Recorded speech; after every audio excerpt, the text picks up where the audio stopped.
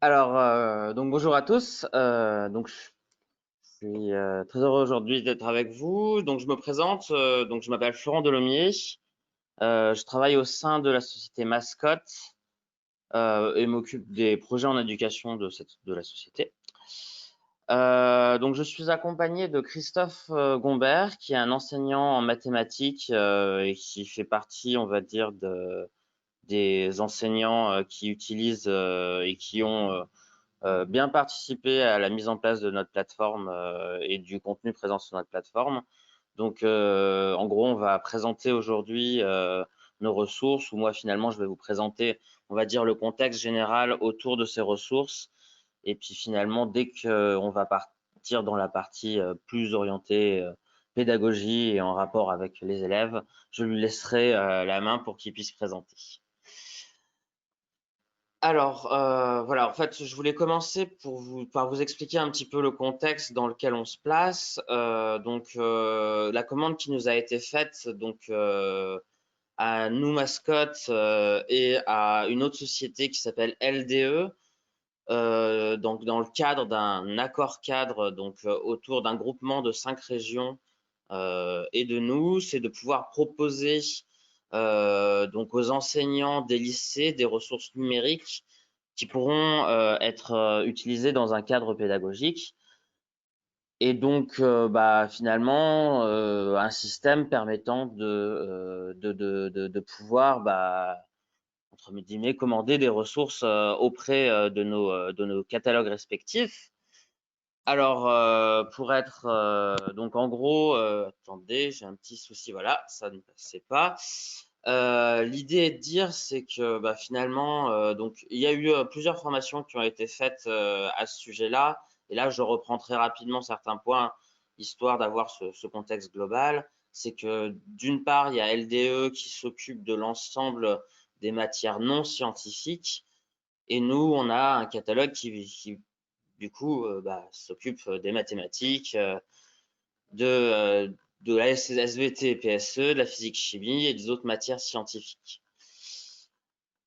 Euh, alors en fait, ce qui se passe, c'est que ces catalogues-là, elles sont totalement dédiées aux ressources numériques. Et quand on parle de ressources numériques, on parle même plus précisément des ressources qui sont accessibles depuis les médiacentres. Et donc finalement, on se retrouve avec deux grands types de ressources accessibles de médiacentres. D'un côté, les manuels numériques qui correspondent finalement des activités qui peuvent être proposées aux élèves, mais on part sur un schéma plutôt classique du manuel, mais enrichi pour utiliser les options numériques et ce que nous appelons à côté de ça les banques de ressources numériques. Ces banques de ressources numériques, elles sont finalement des outils informatiques qui sont proposés aux enseignants et qui sont beaucoup plus interactives et qui comportent beaucoup d'avantages. Et c'est pour ça qu'on a souhaité aujourd'hui vous les présenter. Parce que au sein du catalogue, elles peuvent pas passer inaperçues et ça nous semble dommage.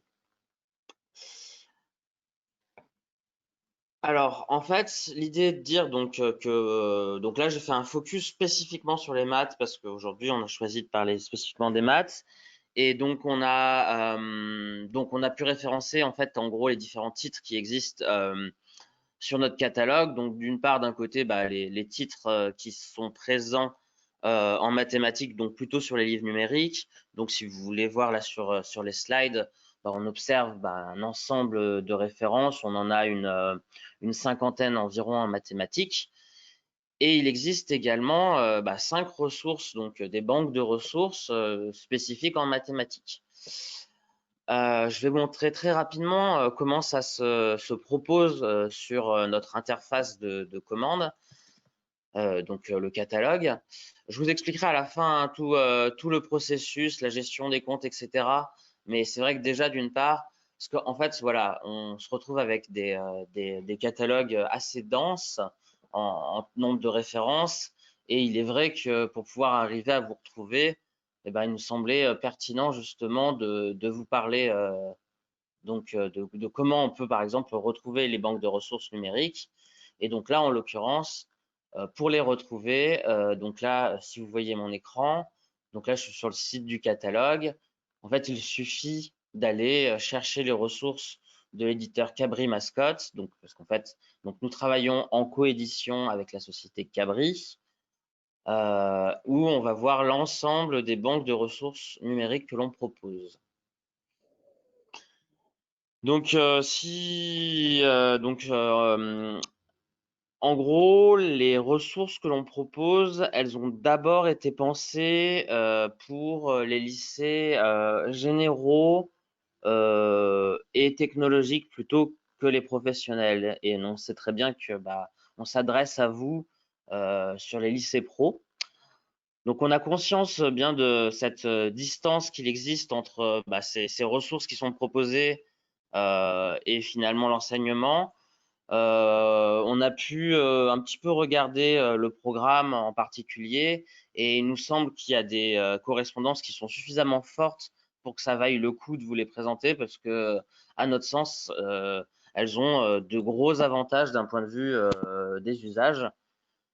Donc là, je vais en parler très rapidement, mais de toute façon, ce qui comptera, c'est surtout les démonstrations que va faire Christophe derrière, qui doivent vous montrer justement l'intérêt de ces ressources. Donc, en gros, ces ressources numériques, eh ben, l'avantage qu'elles ont par rapport à des manuels numériques, c'est que finalement, donc en gros, c'est des contenus, des exercices, des cours qui vont être mis à disposition des enseignants, vont être très facilement diffusables aux élèves.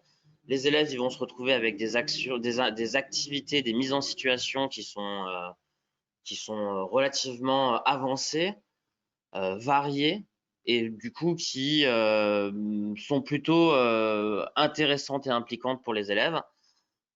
Elles ont un gros avantage de permettre un suivi personnalisé et ont un vrai sens dans les périodes qu'on a actuellement avec potentiellement les soucis qu'il peut y avoir associés au coronavirus.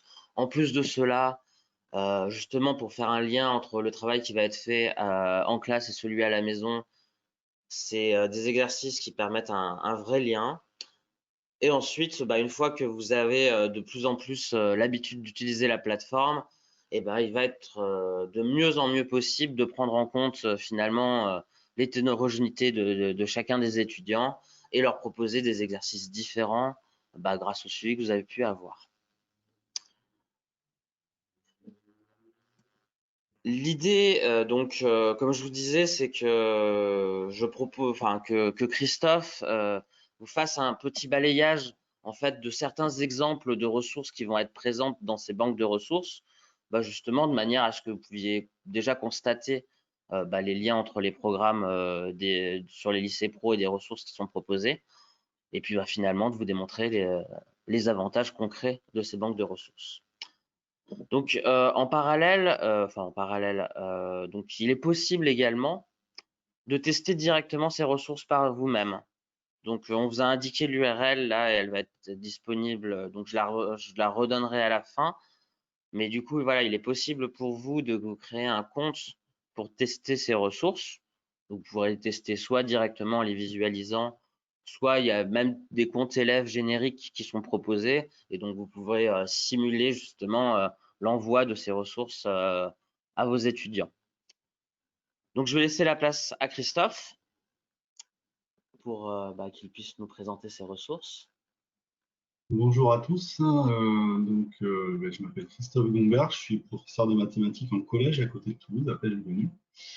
Donc je vais vous présenter un petit peu les banques de ressources qu'on a créées en réponse aux appels d'offres des régions, ce qui s'appelle les BRRE, banques de ressources régionales pour l'enseignement. Je vais montrer en piochant, donc elles ont été développées sur la plateforme Actileo avec notamment le logiciel Cabri. Il y a aussi des éléments et des questions qui sont créés directement dans la plateforme Cabri. Donc, je vais vous partager mon écran. Voilà. Donc, l'adresse dont vous a parlé Florent, c'est celle-ci.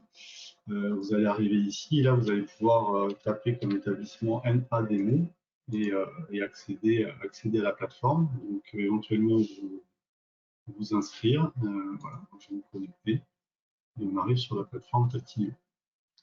Sachant que la plateforme Tactileo, suivant vos établissements, peut être accessible par le GAR ou hors GAR. Donc, sinon, l'accès se fait par le Media Center.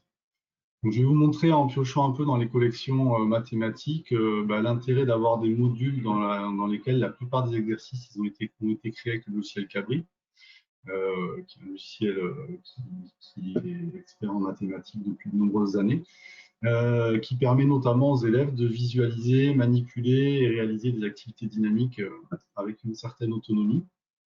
On a prévu aussi souvent à l'élève de construire les modules de la façon suivante, c'est-à-dire s'il réussit un exercice, il passe à l'exercice suivant, mais s'il échoue un exercice, une vidéo lui est proposée de remédiation en lien direct avec l'exercice, et puis il peut recommencer cet exercice. Sachant que les exercices avec Cabri sont sur des données aléatoires, donc quand on refait 2 fois un exercice, on n'a pas 2 fois le même énoncé, on a un énoncé similaire, mais avec des paramètres qui diffèrent. Donc les exercices avec Cabri sont un peu plus longs à créer, mais ils sont du coup, avec cette histoire d'aléatoire, plus durables et puis assez riches pour notre enseignement. Ces exercices, du coup, je vous montrerai aussi, sont facilement diffusables, mais on peut aussi les adapter. Suivant nos besoins. C'est basé sur des jeux de données aléatoires et ça permet aussi, du coup, ces données aléatoires, si vous utilisez en classe que deux élèves qui sont côte à côte dans une salle informatique, n'est pas exactement les mêmes questions. Grâce à ces ressources, on peut différencier son enseignement, évaluer les élèves, donner des aides aussi sous forme de texte ou de vidéo. On peut aussi intégrer ses propres ressources externes. Ça, c'est un deuxième peut-être niveau d'utilisation. On peut utiliser les ressources telles quelles et les diffuser directement aux élèves. Mais on peut aussi les modifier, les adapter en utilisant ses propres ressources. Donc, certains exercices sont là plutôt pour travailler la technique, d'autres qui vont permettre aux élèves de manipuler, d'expérimenter avec Cabri pour mieux comprendre de nouvelles notions, par exemple. Et enfin, il y a aussi des situations qui sont un peu plus riches et un peu plus complexes, des situations de problèmes qui vont permettre de proposer aux élèves une démarche d'investigation. Dans cette banque, comme l'a dit Florent, il y a plusieurs collections. Donc ici, on va s'intéresser aux collections mathématiques et SNT. Et ces collections, elles sont formées de modules. Donc, je vais vous en montrer quelques-uns. Je vais essayer de balayer les thèmes du programme de mathématiques. Là, j'ai sélectionné des ressources qui correspondent au thème du programme de seconde professionnelle. Et ces ressources aussi, voilà, les élèves peuvent les faire une certaine autonomie, mais bon, elles ne sont pas là pour remplacer l'enseignant, mais plutôt pour nous permettre, nous, enseignants, d'enrichir et diversifier notre pratique. La banque, à l'heure actuelle, est toujours en construction. Il y a déjà beaucoup de ressources, mais il y a de nouvelles qui continuent d'arriver dans les différentes collections. Donc, les collections, là, dans l'espace où vous aurez accès, elles sont présentes ici à gauche. Donc, il y a la première voie technologique, première spécialité maths, seconde générale, seconde STHR et la collection SNT. Donc, dans le thème algèbre et analyse, si on fait une recherche sur le thème des fonctions, vous accédez à la collection comme ceci. En cliquant sur ressources, vous allez voir l'ensemble des ressources de la collection. Et pour trouver une ressource, ça se fait par mots-clés ou en utilisant les menus ici qui vont vous permettre d'affiner votre recherche. Donc, si on cherche les fonctions, on tombe sur 52 ressources trouvées. Alors, si on regarde les ressources, on voit qu'il y a des ressources qui s'appellent de type module. Et un peu plus bas, on va retrouver des ressources qui sont des vidéos, on peut appeler des grains, on peut avoir des exercices aussi individuels. Donc là, moi, je vais chercher au niveau de la granularité, les modules. Donc là, on est tombé à 11 ressources trouvées et je vais chercher le module qui est un rappel sur les fonctions affines. Je vais le trouver ici. Donc, quand vous avez un module, vous pouvez cliquer sur la vignette. Vous avez des éléments d'information sur le module. Et en cliquant sur plus de détails, vous avez un peu plus d'informations sur le contenu du module et notamment le nombre d'éléments du module. On voit ici qu'il y en a 9, mais un élève qui va réussir ne fera pas les 9 éléments, puisque comme je vous l'ai dit tout à l'heure, il y a des redirections qui sont faites en fonction de la réussite des élèves. Pour voir un module comme un élève, on clique sur Visualiser. Donc là, on a un premier élément qui a été réalisé avec Cabri, où on doit calculer des images à l'aide d'une fonction affine. Une calculatrice est proposée pour pouvoir faire le calcul. On va essayer de faire juste sur ce premier exemple. Donc, quand vous avez un résultat à la calculatrice, vous avez deux possibilités. Soit on peut le prendre et le faire glisser dans la zone de réponse, ou alors on peut taper directement la réponse. Pour avec les 0, par exemple, je tape directement la réponse. Pour moi, 5,2, je vais utiliser la calculatrice, puisque je vais peut-être trouver un petit peu de médecine.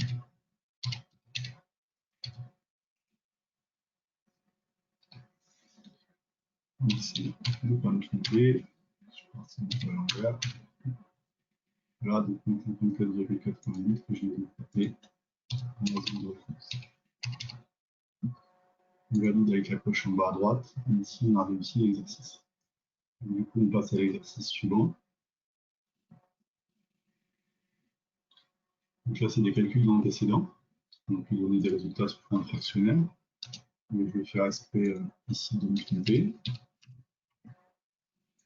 Après une première erreur, on a droit à un deuxième essai. En général, les exercices sont conçus comme ça, donc avec un premier un feedback qui est un conseil qui permet à l'élève éventuellement de s'améliorer, de rectifier sa réponse. On valide une deuxième fois, on se trompe et on a une solution qui est proposée. La solution, elle est bien entendu, donc les données sont aléatoires, donc la solution, elle utilise des données de l'énoncé. Et il y a aussi, la plupart du temps, une solution qui est détaillée, qui donne des étapes à l'élève. Donc là, comme on s'est trompé, on a une vidéo qui nous est proposée. Donc les vidéos, on les a toujours faites très courtes et en lien direct avec les exercices qui sont proposés. Donc souvent, on a un rappel de cours, rapide, et ensuite on traite un exemple concret, un exercice résolu, qui est corrigé pas à pas, donc qui donne la méthode à l'élève pour résoudre cet exercice. Et du coup, ensuite, l'exercice là sur les antécédents est reproposé à l'élève une deuxième fois avec des données qui ont changé. C'est une habitude de l'exercice.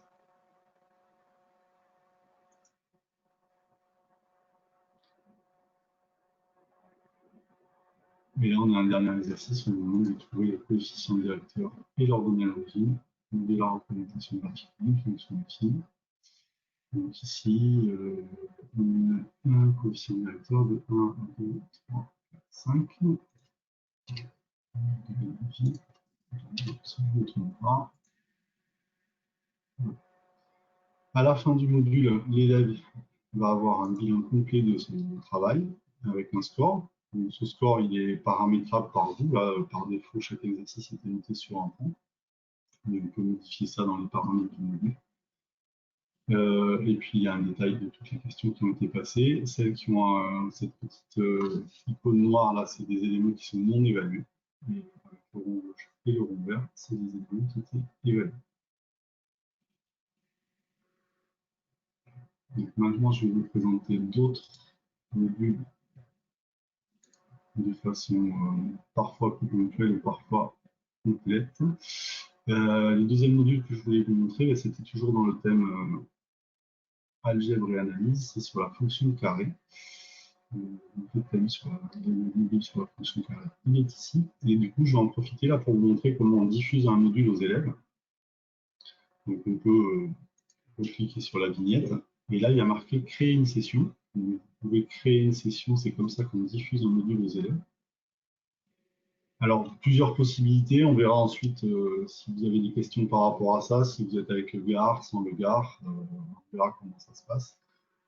Les élèves peuvent être en mode connecté, soit avec le GAR, soit sans le GAR aussi, de manière différente, mais quand même en étant identifiés. Ou alors, vous pouvez aussi diffuser des ressources de manière avec un lien libre aux élèves. Donc ici, vous avez le titre de la session. Par défaut, la session a une durée d'un mois, mais ça peut être modifié. Et on peut diffuser des ressources à des élèves qui sont déjà intégrés dans des classes que vous pouvez retrouver ici. Donc, comme vous disiez Florent, là, dans cette phase de démonstration, vous avez déjà proposé des élèves et des classes avec des apprenants qui sont présents. On crée la session.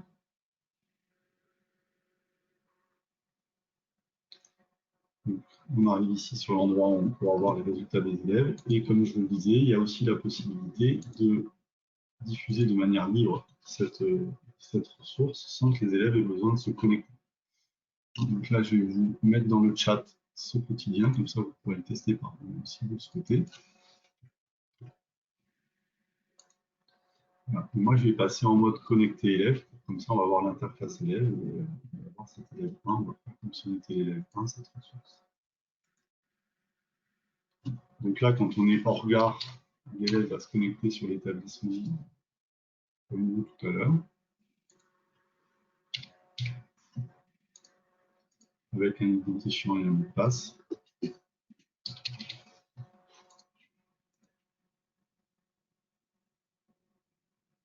Donc ça, c'est l'interface élève en mode connecté. Donc il a le travail à faire, un dossier à faire où il va retrouver tous les modules qui ont été proposés par les enseignants, puis un dossier terminé. Une fois qu'il a terminé le module, il pourra le retrouver ici. Il pourra éventuellement le recommencer.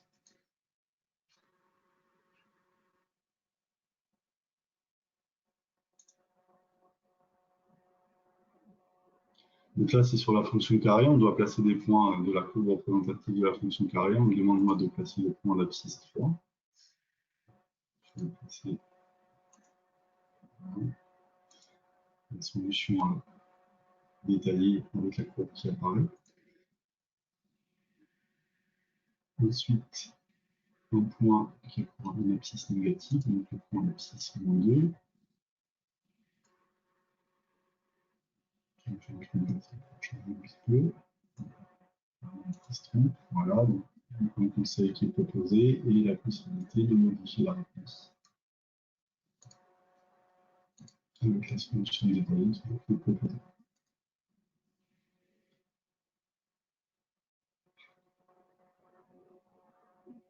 Ici, on me demande de trouver l'antécédent de 22. Il y a une manipulation possible de un point sur la courbe de la fonction carré. Je vais alors approcher.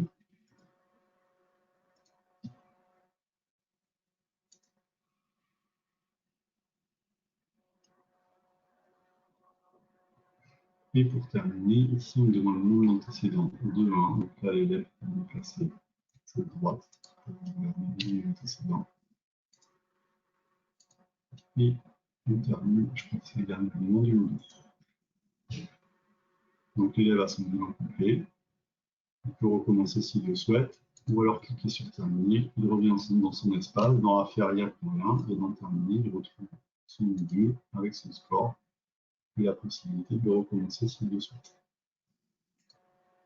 Voilà côté prof ce que ça donne. Donc l'élève 1, c'était moi, c'est ici. Et puis il y a Florent qui a testé aussi le dernier que j'ai pu distribuer. On voit vos résultats. Après, je peux regarder ici, en cliquant dessus. Alors ça, c'est des éléments qui ne sont pas disponibles, c'est des éléments cadrés. Donc il y a des éléments qui sont faits avec activer, on peut voir la réponse de l'élève. Par contre, avec les éléments cadrés, ça n'est pas possible. Donc voilà pour des ressources qui seraient dans la partie algèbre et analyse. Il y a une partie géométrie, et là, avec un module qu'on a utilisé tel quel et qu'on a diffusé directement aux élèves, assez facilement et assez rapidement. Et on peut aussi modifier notre session pour rajouter des élèves si on le souhaite au cours de route, ou changer la date de fin de session, par exemple. J'ai pris un module aussi en géométrie. Donc là, en géométrie, il y a un module qui avait été fait sur calcul de longueur et d'angle. Ce module, je ne vais pas le diffuser directement, donc là, je vais l'éditer en fait. Comme ça, on va voir à l'intérieur du module comment ça se passe. Donc, on voit ici tous les éléments du module. Le petit zébra jaune que vous voyez, ça indique qu'il y a une redirection qui est faite à cet endroit-là. C'est-à-dire que l'élève qui réussit va sauter le deuxième exercice qui est en fait le même que le premier en cas d'échec. Il va passer directement à l'exercice 3. Il me semble avoir vu dans le programme de lycée professionnel qu'il n'y avait pas de trigonométrie. Dans ce module, par exemple, il y a de la trigonométrie, donc on peut supprimer la partie qui concerne la trigonométrie. Par contre, on a bien Thalès et Pythagore qui existent. Par contre, si on veut, du coup, il n'y a pas de vidéo sur Thales. Donc, si on a une vidéo sur Thales que vous souhaiterez donner aux élèves avant les exercices sur Thales, on peut ajouter un nouvel élément de nous-mêmes. Donc là, vous pouvez créer vous-même vos questions aussi avec tous ces éléments-là. Mais ce n'est pas trop l'objet aujourd'hui de la présentation. Je vais quand même ajouter une vidéo. Donc, une vidéo sur Thales que j'ajoute facilement en prenant le lien de partage. Cette vidéo est ici, et si je veux la mettre au début, avant les exercices sur Thales, je la déplace et je la place directement à cet endroit. Donc là, l'élève, si on souhaite par exemple qu'il voit la vidéo plutôt avant de faire l'exercice, va pouvoir voir la vidéo et ensuite réaliser des exercices qui correspondent à la vidéo qu'on lui a proposée ici sur le théorème de Thales. Ensuite, j'ai sélectionné des ressources dans la partie du programme statistique et probabilité. Donc, en statistique et probabilité, je voulais vous montrer ici décrire une expérience aléatoire pour vous montrer un autre type de question en fait. Je vais juste vous montrer deux éléments. Donc le premier élément, que j'aime bien utiliser pour les rappels de cours pour les élèves, voilà, c'est une phrase strat-trou avec des étiquettes que l'élève va pouvoir déplacer pour compléter. Voilà. Il peut y avoir des étiquettes en plus. Je ne vais pas aller au bout. C'était juste pour vous montrer ce type de questions aussi qui existent et que vous pouvez aussi créer par vous-même, qui sont assez simples à faire. Vous pouvez aussi, à partir d'une question qui existe déjà, la modifier. Donc là, on rentre dans la question que je viens de vous montrer. Donc on voit ici les étiquettes qui sont proposées. Mais par contre, on pourrait souhaiter qu'à la place de glisser, déposer des étiquettes, l'élève fasse une saisie clavier. On pourrait même d'ailleurs lui proposer cette question en premier et en cas d'échec, lui proposer une version plus simple avec les étiquettes à déplacer. Donc là, je valide cette question et celle que je vais faire, du coup, elle est modifiée directement. Et ici, dans ce cas-là, là, l'élève n'aura plus à déplacer des étiquettes, mais va pouvoir rentrer des réponses et on peut même mettre des réponses alternatives pour éventuellement anticiper quelques fautes d'orthographe. Il y a même un troisième niveau avec ces questions, on peut avoir un petit mini déroulant au niveau des endroits, des zones de réponse. Je voulais vous montrer aussi un autre élément qui est le calcul de probabilité, une autre probabilité. Donc voilà, ici c'est le classique norme avec des jetons numérotés. Et l'élève doit taper ses réponses. Donc du coup, ici, on va pouvoir taper aussi facilement des fractions. Donc ici, sur 17 jetons, et les données de l'énoncé sont aussi aléatoires. Ce qui fait que l'élève pourra faire plusieurs fois l'exercice, ou deux élèves n'auront pas exactement le même exercice. Il y a aussi sur certains exercices des petites animations qui sont possibles, on verra aussi tout à l'heure. On a une expérience du monde opaque et on a pu ici simuler le tirage du mur en montrant le mouvement là maintenant. On voit l'élève peut voir un petit peu comment ça se passe et initialiser son tirage. Un autre élément, une autre source dans statistiques et probabilité, sur le tableau de probabilité, des choses qui guident un peu les élèves dans les notions. Ici, je vais éditer aussi parce que je vais vous montrer que quelques éléments de cette série. Donc, ici, l'auteur a proposé une situation avec un tableau et on va pouvoir demander à l'élève de cocher en fait, l'endroit où se trouve la réponse et du coup ça lui permet facilement de trouver la probabilité.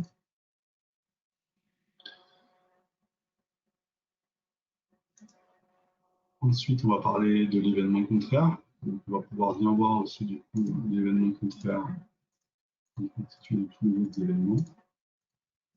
On peut faire la somme des probabilités ou tout simplement faire 1 moins la probabilité de l'événement de départ.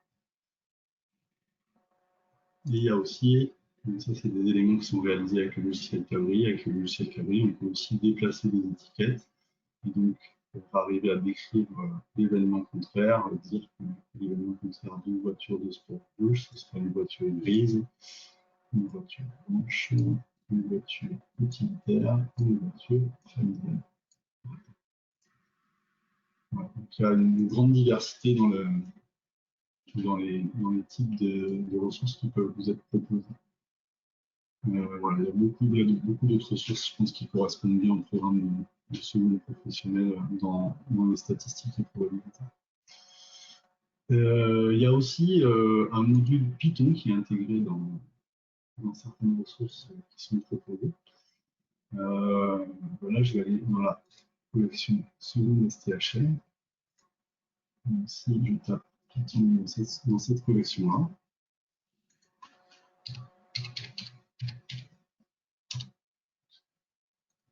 on trouve 21 ressources. De la même façon que tout à l'heure, je vais aller chercher des modules. Pour vous montrer un petit peu le module Python intégré, je vais aller dans ce module-là qui concerne les flux bornés et non bornés. Donc il y a 4 exercices dans ce module, 2 avec une boucle bornée et 2 avec une boucle non bornée, qui vont concerner la somme des entiers, la somme des puissances, la série de chenilles qui détruit du bruit, et aussi un exercice sur les capitales et intérêts composés. Juste pour vous montrer le petit module Python qui est intégré, je vais faire ce premier élément. Donc ici, on doit faire la somme de n premiers nombres entiers. Donc ici, on a n qui est égal à 20. Donc directement, on peut modifier le programme Python. On initialise la somme à 0. On peut ici donner une itération qu'on doit faire. Donc on doit aller jusqu'à 20. Normalement, il faut rentrer 25, mais je vais rentrer que 20 pour montrer un petit peu. On peut exécuter le programme, on a la réponse.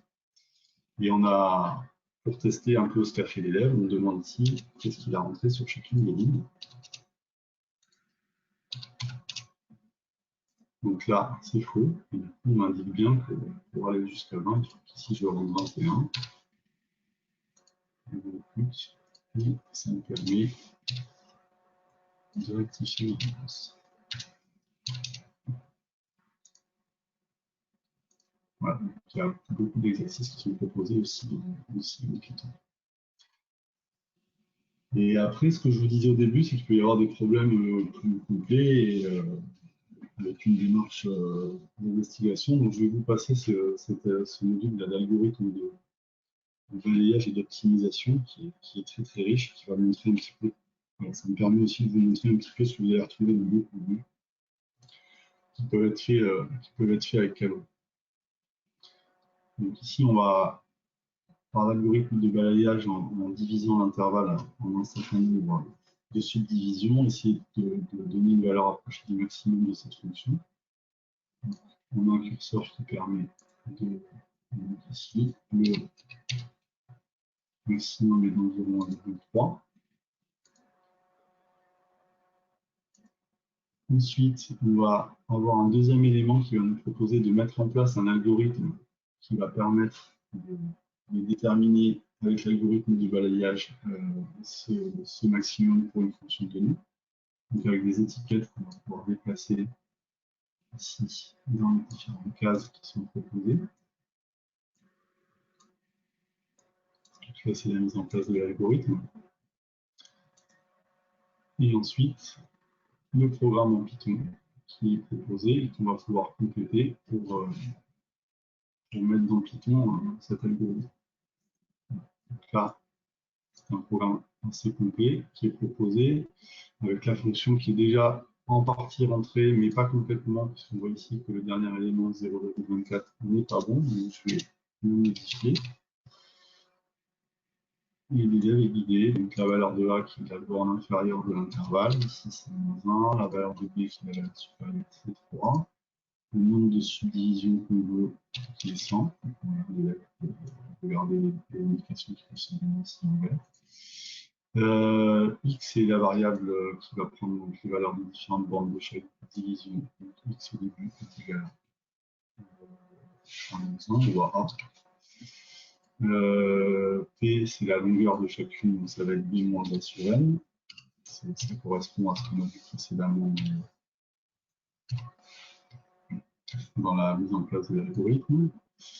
La valeur maxi au début doit être initialisée à la valeur de la première bande de l'intervalle, de A.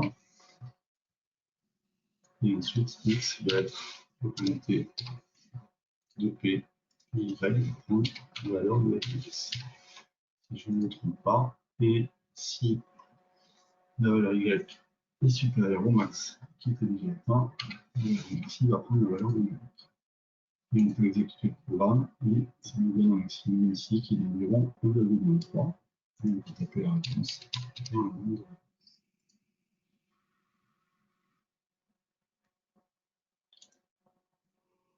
Et ensuite, là, l'auteur de ce module a proposé un problème d'optimisation plus concret avec le G d'un objet d'une terrasse. Donc, déjà en déterminant quel est le type d'allure de courbe qui va correspondre à ça. Ensuite, essayer de déterminer l'équation de cette courbe. À l'aide du curseur ici, on va pouvoir s'approcher de l'équation de la courbe.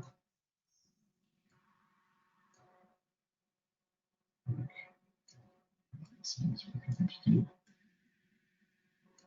Je ne sais pas si je vais réussir à le faire en direct.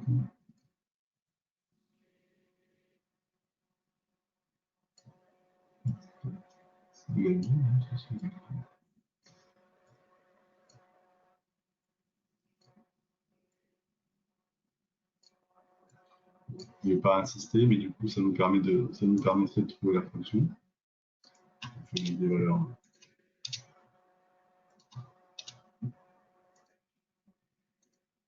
Avec la sommation qui est donnée. Une fois qu'on a la courbe, ensuite on nous propose avec la courbe de donner le maximum en utilisant les outils de géométrie. Donc on peut placer un point sur la courbe, ici. On peut alors, soit utiliser les perpendiculaires pour déterminer le maximum, soit utiliser aussi le fait qu'on puisse avoir les coordonnées du point. On peut déplacer le point. Ici, on trouve un maximum qui a l'air d'être 3,2. Et pour terminer, on reprend la même fonction et on va réutiliser le programme en Python. Alors ensuite, il y a la collection SNT. Donc la collection SNT, je ne sais pas, je pense que dans le programme de mathématiques, ça peut correspondre à certaines notions. Et puis, suivant les spécialités de bac professionnel aussi, je pense qu'il y a des ressources qui sont intéressantes, notamment pour certains bacs professionnels. Là, on va faire, je vais juste vous montrer un module rapidement pour avoir commencé. Et puis, si vous voulez explorer par vous-même pour voir s'il y a des choses intéressantes pour vous, vous pourrez le faire. Ces modules ont été réalisés notamment par Cyril Michaud et Nicolas Lemoine, qui, pendant le confinement, ont fait des émissions sur les lignes sur les mathématiques. Donc, il y a des éléments, notamment là, qui sont pour relier des informations entre elles. Et si jamais ce n'est pas bon, c'est repoussé, sinon ça explose un petit peu avec une correction qui est proposée. Ici, c'est un peu la question que je vous ai demandé tout à l'heure. Donc, on rentre des réponses manuellement. Une nette idée du réseau gauche, celui du réseau droite, le host ID, etc.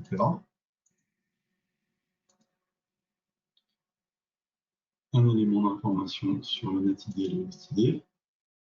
On me repose la question, puisque je m'étais trompé.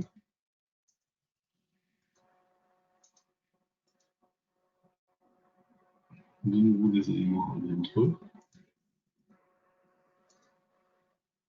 Et voilà, je voulais vous montrer aussi ça. Voilà, ici on a une image dégelée, ça s'appelle une activée. On va pouvoir avec l'étiquette déplacer des étiquettes et légender les images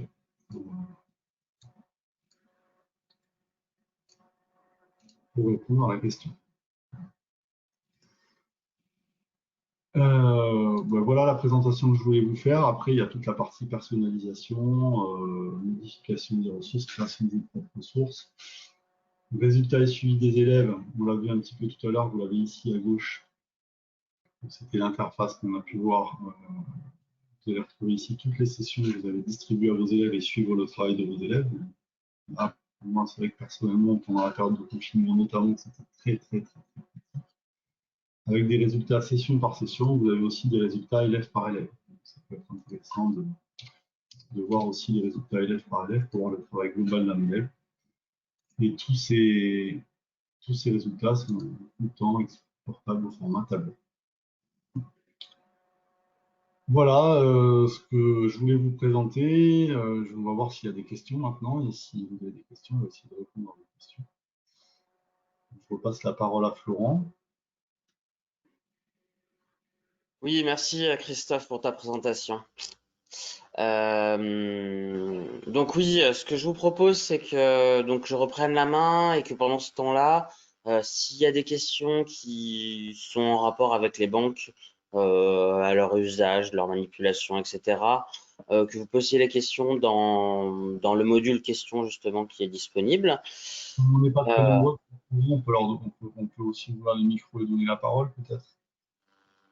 On n'est pas très nombreux. oui, bah, je sais pas comment faire ça. Je le fais. Normalement, vous pouvez activer votre micro si vous le souhaitez. Sinon, vous posez la question dans le groupe question.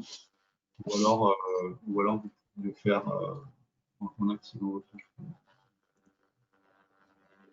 Pendant ce temps-là, je vais reprendre la main sur le. Ah, pardon, je me suis trompé, c'est. Bonjour Florent. Ah oui, c'est ça. Alors, donc voilà, le temps que les questions arrivent, eh ben non, je n'arrive toujours pas. C'est moi, bonjour. Excusez-moi. Donc voilà. Donc en fait, aujourd'hui, on a choisi de faire ce focus sur les ressources en mathématiques, mais il y a d'autres banques de ressources qui sont disponibles, et ces banques de ressources seront présentées demain. Ah bah, j'ai l'impression que ça se passe pas. Bonjour. Vous m'entendez? Oui, Tout à fait, on vous entend. Très bien. Je suis enseignante en Dordogne, là, dans un lycée, et j'aimerais savoir si vos ressources sont gratuites. Alors non, ce n'est pas des ressources gratuites, c'est des ressources qui sont possibles de commander directement sur le catalogue, donc catalogue.mascotte.com. Et donc, bah, en fait, c'est des ressources qui sont payantes, mais il y a un budget qui est fourni par la région pour pouvoir justement bah, soit acheter des manuels numériques, soit acheter ces banques de ressources. L'idée de dire, c'est qu'il y a un budget de 42,5 € par élève issu des filières professionnelles. Donc ce budget, il est sommé sur l'ensemble de l'établissement. Et ce budget-là, eh ben, il vous permettra à l'ensemble des enseignants de l'établissement de pouvoir acheter vos ressources numériques. Donc là, ce dont vous me parlez, c'est uniquement pour les élèves des filières professionnelles. Alors, plus exactement, c'est les lycées qui ont des filières professionnelles. Le budget est global à l'établissement. Par contre, il est indexé sur le nombre d'élèves issus des filières professionnelles. Filière professionnelle, ça veut dire quoi? Technologique, ça rentre là-dedans ou Alors, faudrait que je vérifie auprès de la région, mais Non, pour moi, non. non. D'accord, Les filières d'accord. technologiques ne rentrent pas dedans. C'est uniquement pour les élèves de lycée professionnel. Bonjour, excusez-moi. Je suis D'accord, mais enseignant j'avais pas en du tout lycée compris ça, parce que professionnel. comme vous nous mettez des ressources pour, enfin, ce que j'ai vu, c'était, ça concernait le programme a priori d'un lycée général. Donc voilà, pour un lycée général, en fait, il n'y a aucun budget pour financer tout ça. Alors, oui, si je peux prendre la parole. Oui. Euh, oui, donc moi je suis enseignant en mathématiques et sciences physiques en lycée professionnel, justement. Donc comme c'était à destination des lycées professionnels, c'est pour ça que je suis venu. Et donc Oui. non, le budget, en fait, à la base, le budget, il a été voté par les régions, un budget papier pour le lycée technologique, mais pas pour les lycées professionnels. Donc il a été mis en place ce budget numérique à destination des lycées professionnels, justement pour pouvoir avoir des manuels numériques ou éventuellement certaines ressources. mais uniquement pour le lycée professionnel. Bon. Et donc, si je peux rebondir par rapport à ça, donc par rapport à ma question que j'avais écrite, ce qui est un peu dommage, donc effectivement, il y a un budget, donc bon, c'est intéressant pour certains éditeurs de venir se greffer dessus. C'est un peu dommage c'est vrai que ces ressources sont très très impressionnantes, complètes et intéressantes, mais pour nous, enseignants de lycée professionnel, il va falloir encore malheureusement bidouiller un petit peu pour adapter tout ça à nos élèves. Donc c'est dommage que ce soit pas directement adapté aux élèves de LP pour qu'on puisse l'utiliser. D'accord. Donc Bon, là, écoutez, si je je vous peux reprendre, ouais, pardon, si je peux reprendre la parole de secondes, effectivement, par rapport à ça, enfin, effectivement, en fait, il y a eu un fonctionnement qui a été décidé donc, par la région. Je pourrais pas vous expliquer réellement les régions, différents pour les lycées professionnels et les lycées technologiques générales de l'autre côté.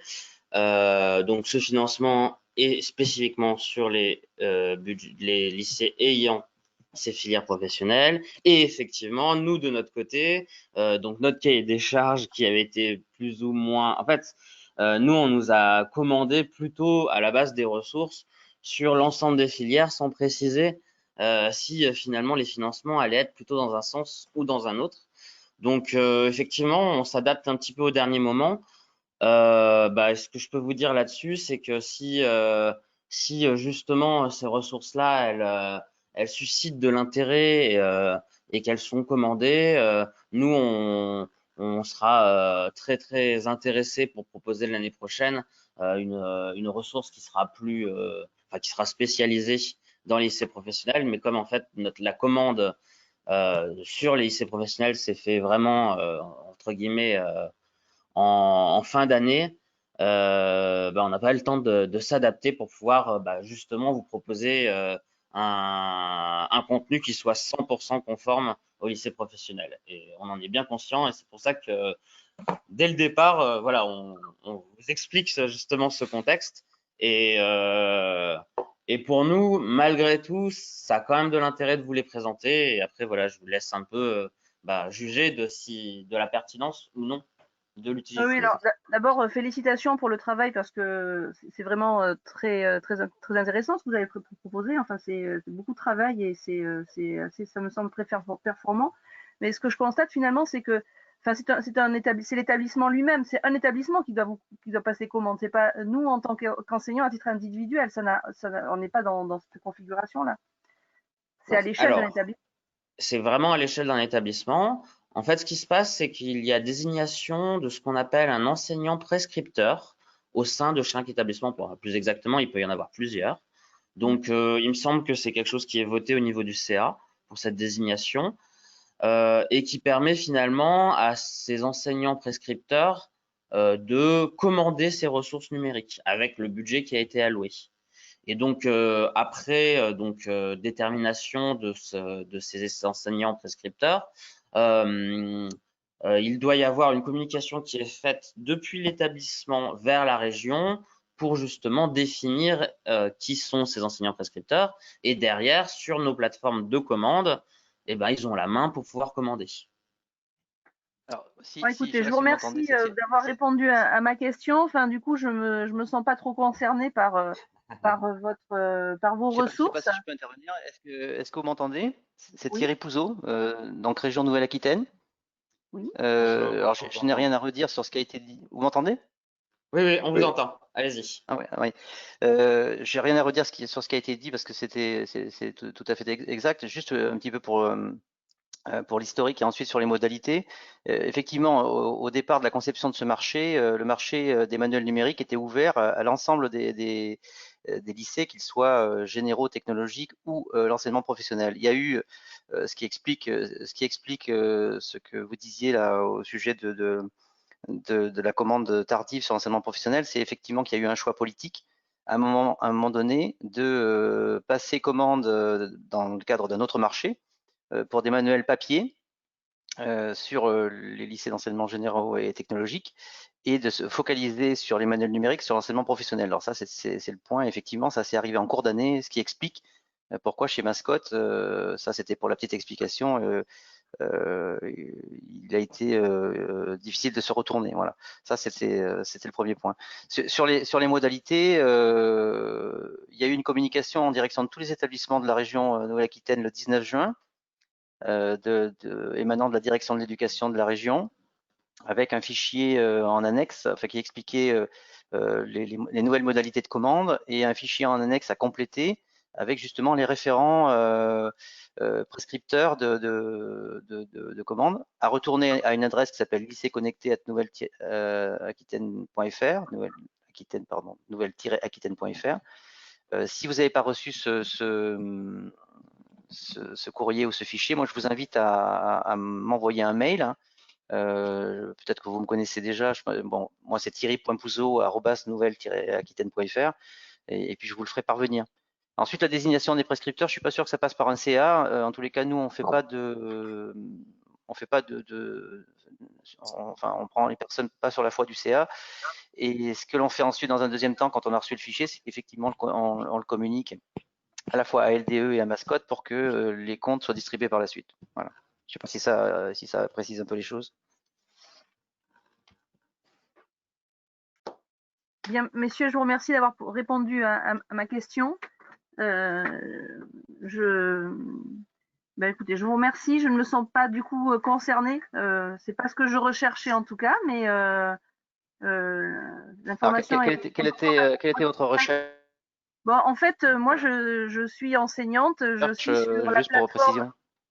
Je me suis retrouvée sur la plateforme de l'ENT de la Nouvelle-Aquitaine, et voilà, préparant la rentrée suivante, j'ai vu qu'il y avait des possibilités d'une banque de ressources. Bon, nous on est habitué quand même à avoir un partage, si vous voulez, de ressources. Voilà, un partage de ressources. On est plutôt dans le partage, et que c'était dans la diffusion et le partage. Je voulais savoir s'il y avait, voilà, ce que c'était la curiosité. Voilà. Bon, moi je suis pas du tout dans mon établissement, je ne fais pas figure d'enseignant prescripteur ou quoi que ce soit. C'est à titre individuel. Je ne regrette pas d'avoir vu votre travail, et je pourrais éventuellement en parler. Mais voilà, je ne me sens pas du tout concernée, parce que c'est dans mon établissement, en tout cas, c'est pas du tout quelque chose qui. Alors, ça n'a pas du tout été diffusé, hein. Vous parlez d'envoyer des choses le 19 juin. 19 juin, dans mon établissement, on n'était pas encore à recevoir les élèves, quoi, hein, notamment avec le confinement. Ni profs ni élèves ne se sont retrouvés au lycée. Donc, l'information, elle a dû certainement être envoyée, mais certainement dû être reçue, mais pas diffusée. Bon, voilà. Enfin, voilà. Du coup, je ne sais pas si c'est juste pour cette année ou pour les années futures, mais bon, voilà. En tout cas, je vous remercie d'avoir répondu à ma question. Je vous souhaite une bonne continuation, et encore bravo pour le travail qui est fait, parce que ça me semble vraiment très performant, et ça me donnerait envie, bien sûr, je dois vous le dire. Voilà. Si je peux me permettre, j'ai quand même un tout petit quelque chose à vous proposer dont j'avais prévu de parler juste derrière, et donc c'est peut-être bien de vous, voilà, avant que vous partiez. Bon, là c'est un petit peu en dehors de ce marché, mais quand même c'est trop dommage de pas vous donner cette information-là, donc je le fais quand même. Donc il existe quelque chose qui s'appelle les banques de ressources numériques de l'éducation, qui sont financées par la DNE.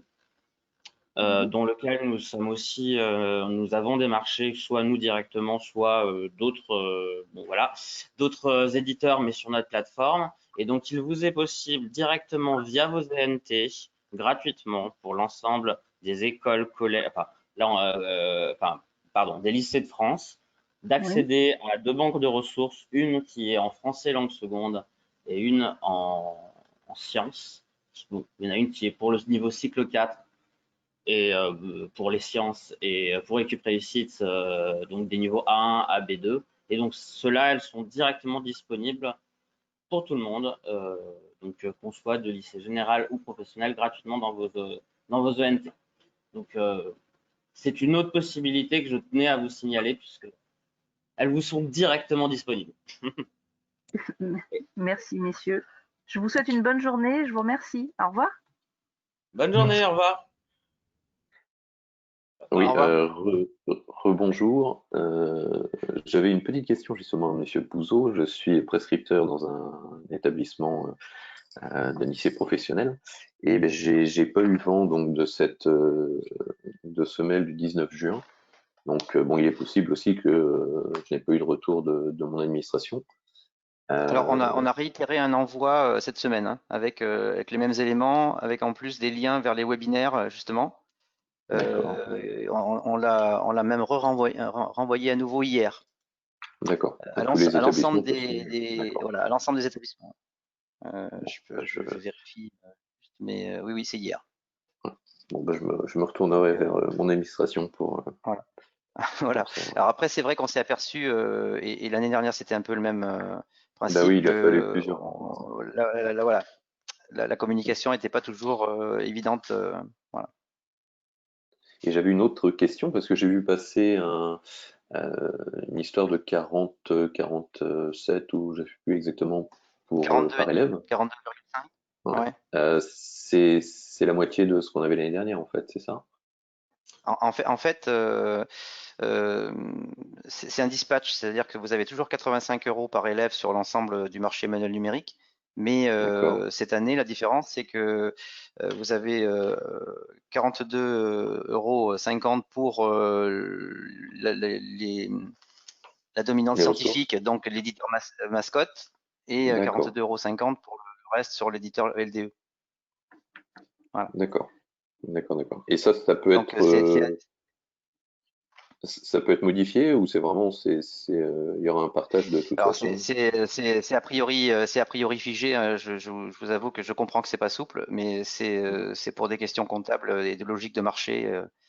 Euh, cette année, il a été fait le choix de dissocier les lots, alors que l'année dernière, on avait une seule entrée avec LDE, qui ensuite Mhm. sous-traitait les commandes avec mascotte. Cette année, là, il y a eu un choix différent. Donc D'accord. voilà pourquoi cette différence, quoi. Je peux D'accord. pas, vous répondre positivement sur le fait que, parce que je suppose que vous vouliez dire si on veut plus de l'un ou de l'autre. Bah, bien sûr, oui. Oui, Ouais. en fonction de. Bon, Et je alors, compatis. et, et donc au niveau des élèves, si j'ai bien compris, on passe, parce que bon, l'année dernière, c'était uniquement pour les secondes et pour un an. Donc là, a priori, ça va être les secondes et les premières, à nouveau pour un an. Alors, les secondes pour un an, vous pouviez quand même commander des ressources pluriannuelles avec des Alors, abonnements sur des durées ouais, c'est supérieures, ce qu'on a effectivement, sur les fait, secondes. c'est Ouais. ce qu'on a fait, oui, Ouais. pour certaines classes, mais bon, Mais forcément, les oui, ressources vous étaient avez plus raison. petites. Ouais. Ouais. Et sinon, voilà, En d'accord. fait, en fait, en fait, l'enveloppe et le reliquat qui apparaît toujours dans votre ancienne plateforme, Mhm. il n'est pas repositionnable sur l'année suivante, si c'est la question que vous vouliez me poser ensuite. D'accord. Non, non, non, non, c'était pour savoir si les premières allaient euh, obtenir le, le même montant que les secondes et qu'on allait pouvoir recommander pour les secondes comme on l'a fait l'année dernière en fait. Mais en fait, il est global, là, votre enveloppe, elle est globale ici, là. D'accord. Pour le nombre d'élèves, seconde, Ouais. première. Somme, Ouais. seconde, Voilà. première. Mm. D'accord, d'accord. Et dernière petite question, parce que j'ai vu qu'il y avait des formations, enfin des webinaires, j'ai loupé par rapport à LDE. La commande, parce que l'année dernière se faisait donc directement uniquement sur LDE, les commandes se Mm. feront sur les deux plateformes, Mascotte et LDE, cette année? C'est ça. C'est D'accord. ça. Vous allez recevoir, en fait, dans le courrier du 19 juin que je mentionnais, il y avait un fichier en annexe qui donc demandait de positionner les prescripteurs. Et Mhm. à réception de ce fichier, nous, on le communique aux éditeurs, enfin à LDE et à Mascotte, en l'occurrence. Et ensuite, vous recevez des identifiants et des comptes pour vous connecter indépendamment sur les deux plateformes. D'accord. Parfait. Bon, bah, merci. Je Bon, et vous en puis prie. j'avais quand même par rapport à Tactiléo, quand même, bon, par rapport à, je suis désolé pour mes différents commentaires, mais c'est vrai que bon, en tant que, si vous voulez, le ressenti en tant qu'enseignant de lycée professionnel, que ce soit en mathématiques, sciences physiques ou parfois d'autres matières, c'est vrai qu'on essaye toujours de récupérer toutes ces ressources qui sont formidables, hein. C'est vraiment que c'est un travail énorme, mais on essaye d'adapter systématiquement. C'est vrai que c'est un peu frustrant pour nous, par rapport à certaines ressources, on se dit ah bah ça ce serait bien, mais bon, cette partie-là, on va avoir du mal à le faire passer aux élèves. Ou, voilà. C'était vraiment par rapport à ça. Et quelque chose d'adapté vraiment au lycée professionnel, ce serait vraiment formidable. Voilà. Ah, mais vous Alors inquiétez pas, on entend totalement vos, vos remarques, hein. C'est juste qu'on n'a pas pu s'adapter à temps. Là, justement, il va falloir qu'on travaille un petit peu avec la région pour l'année prochaine. Mais c'est vrai qu'on a besoin de, enfin, en gros, on a besoin d'auteurs et de réadaptations relativement importantes si on veut vous proposer quelque chose qui soit bien. Et du coup, on cherchera à le faire, mais là, on pouvait pas le faire pour ces échéances. Mm. Donc, Parfait. clairement, on va en discuter pour l'année prochaine avec la région américaine. En espérant que ce soit reconduit ou la manière, bon, tout en sachant que par rapport aux enseignants et aux élèves de lycée professionnel, bon, le manuel numérique ne remplacera jamais le manuel papier. Mais bon, ça, c'est une autre histoire. Ben, merci beaucoup pour toutes ces informations et votre présentation. Merci à vous. Donc, si quelqu'un a encore des questions, n'hésitez pas à prendre la parole. Et puis, si ce n'est pas le cas, on va clore cette session de formation. Donc, comme j'indiquais, on va en avoir une demain, justement sur les autres matières que l'on propose, qui sont, on va dire, autour des matières techniques et numériques. Laurent, je crois qu'il y a Mickaël Ladrière qui lève la main, qui voudrait prendre la parole. Ah. Bonjour. Monsieur Ladrière, on vous écoute. Il faut activer votre micro.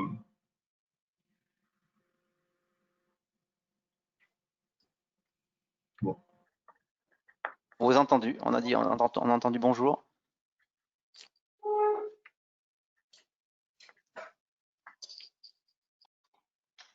Alors, je vais essayer d'activer le micro, peut-être.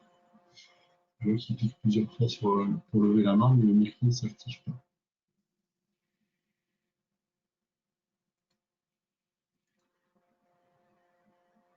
Bon.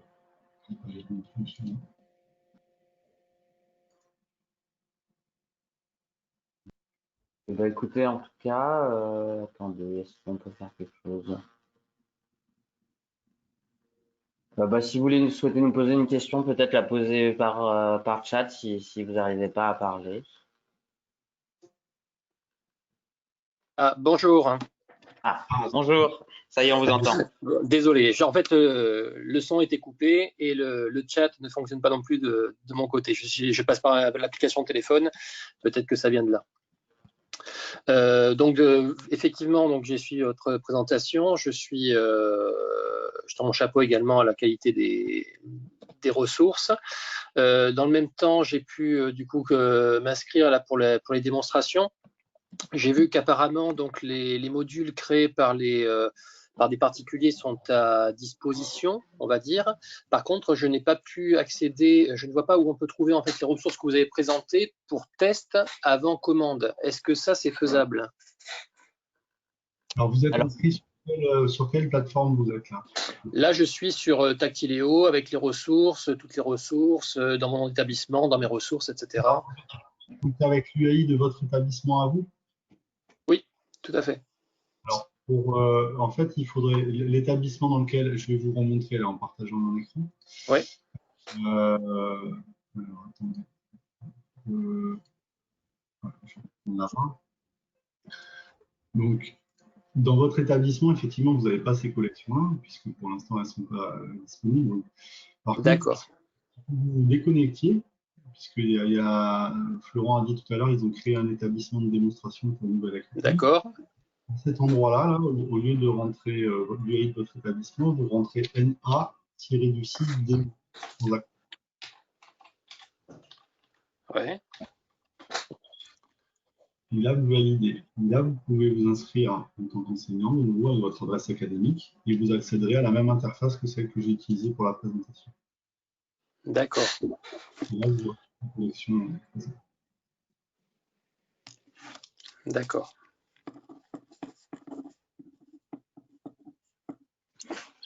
Ok, très bien. Merci beaucoup. Voilà, donc n'hésitez pas à vous créer un compte pour les tester. Ouais. Et donc les ressources en fait qu'on va acheter via lycée connecté, les ressources du coup, oui, qu'on va acheter, celles-là, elles sont aussi modifiables. On est bien d'accord.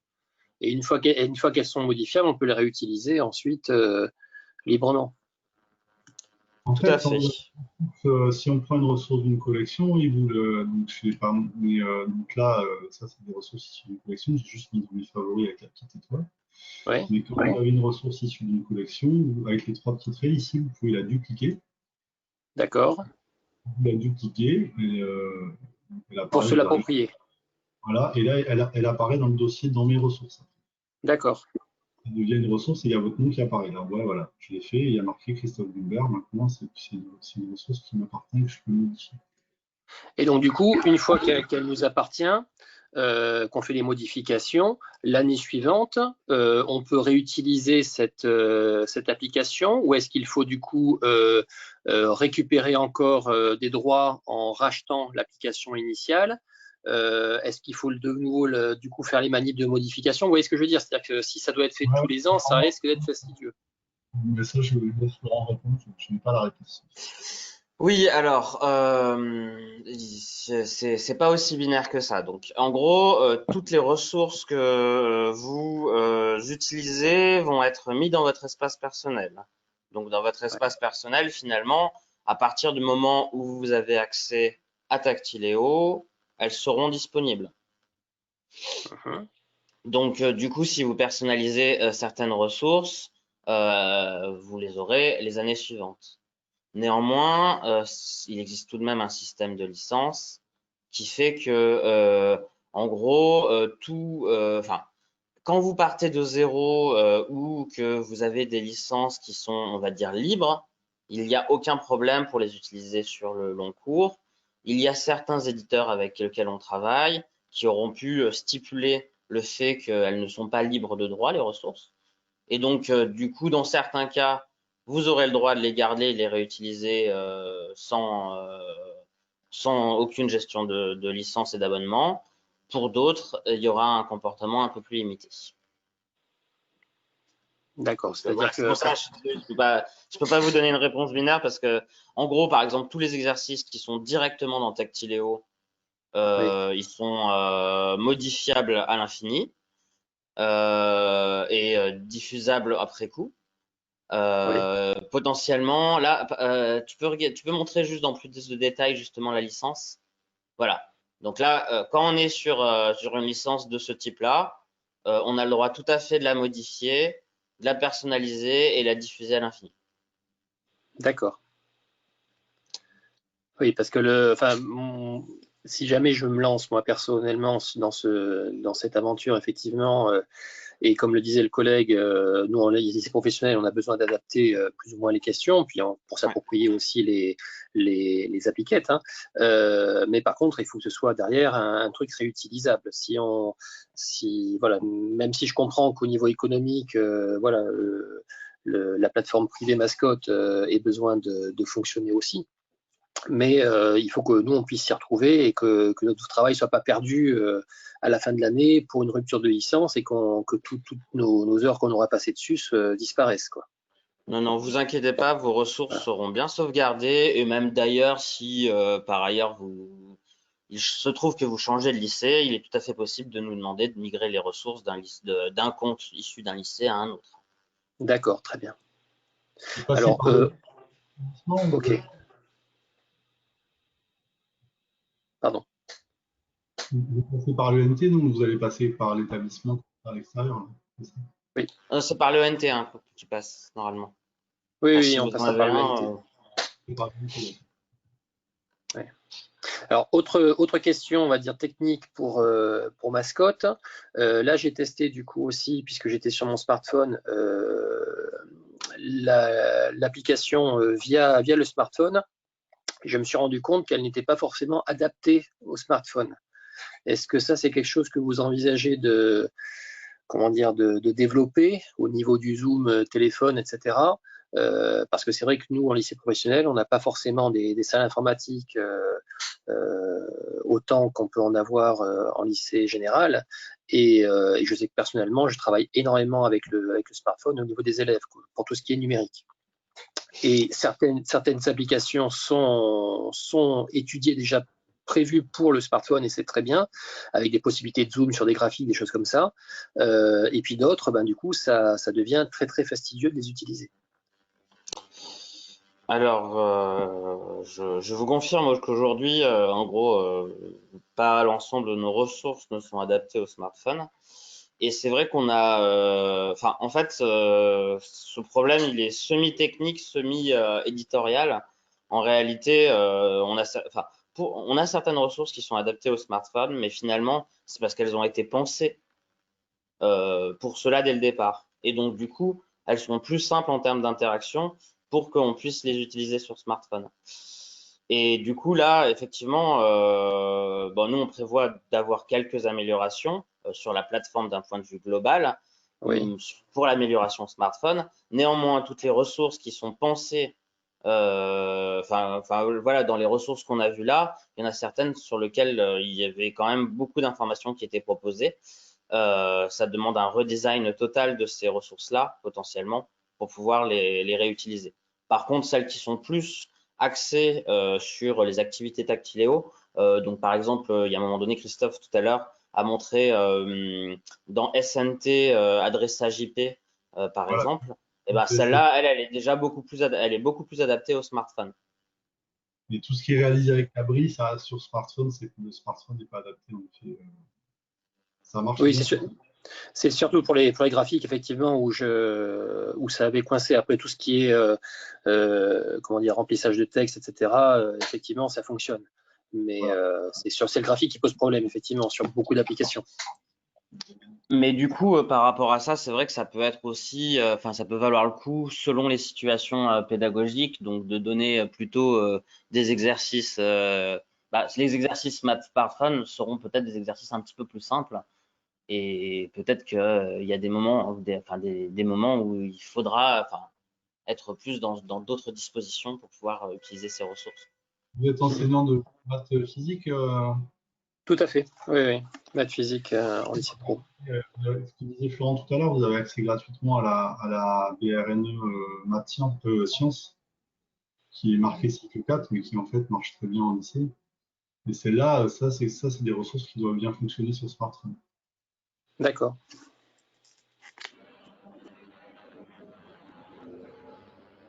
J'avais justement une dernière question par rapport à, parce que j'ai activé via le GAR justement ce module Tactiléo Sciences cycle 4 pour tous les élèves du lycée pro, hein, comme c'était disponible. Et j'ai essayé de faire la manip justement de passer un exercice en session. Et Ouais. je souhaitais savoir si, parce que dans la liste des apprenants, Vous les avez pas. je vois très peu d'élèves en fait. Et j'en vois un. C'est ce qui me fait poser la question, est-ce qu'il faut que l'élève se connecte pour qu'on puisse le voir une première fois, ou Tout à est-ce que fait. lorsqu'ils sont... Donc c'est ça. C'est-à-dire qu'il Tout faut à que fait. l'élève y aille une Quand on première fois pour qu'on le... voilà. D'où ce qu'on fait au début. Là, j'y suis là, moi, sur mon NT. Je passais pas pour mon NT, donc effectivement, si je prends un module que je vais diffuser, au début, on peut mixer la méthode lien libre et en Oui. attendant que les élèves remontent. Il y a quelque chose qui est intéressant, qui n'existait pas au début, mais que Mascot a mis en place, c'est que la session, on peut la modifier ensuite. Donc du coup, au fur et à mesure qu'il y a des élèves qui remontent, voilà. Là, vous voyez, j'ai une classe de 3e A où j'ai que 4 élèves. Par exemple, je peux les mettre, je peux créer la session, diffuser le lien libre aux autres, et quand les autres se connecteront au fur et à mesure, je vais pouvoir modifier ma session et les rajouter.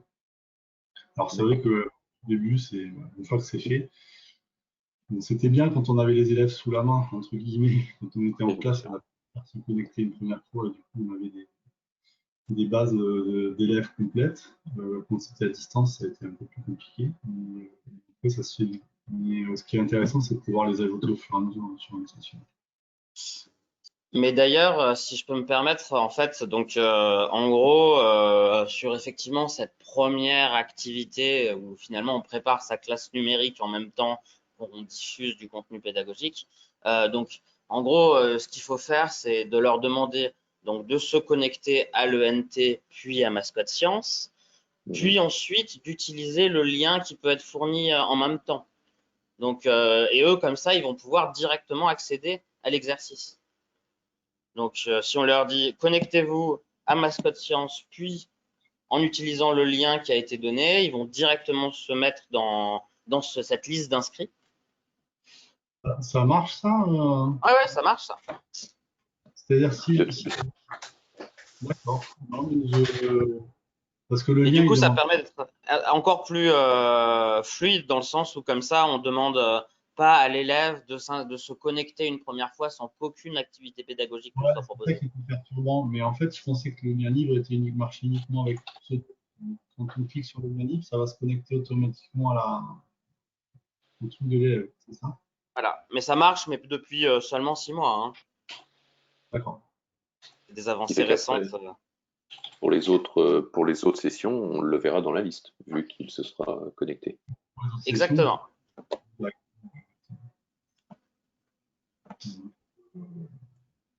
voilà. Après, le mode connecté a plein d'intérêts, hein, puisqu'il est dedans, et puis il y a des choses qu'on ne nous a pas montrées aussi, là, mais notamment en période de confinement, il y a des questions ouvertes que nous, on peut corriger après coup à l'élève, et l'élève peut retrouver la correction qu'on lui a faite de son travail. Et ça permet une interaction qui est quand même assez riche à distance avec nos élèves et qui peut se rapprocher de ce qu'on peut faire en classe avec des copies, des cahiers, des choses comme ça.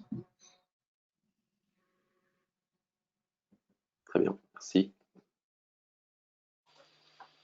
Ah, merci. Bah écoutez, je vous propose, s'il n'y a pas d'autres questions, de clôturer cette formation ici. Donc bon, n'hésitez pas si vous avez des questions, que ce soit vis-à-vis du processus de commande ou sur, on va dire, des aspects un peu plus techniques, à nous contacter.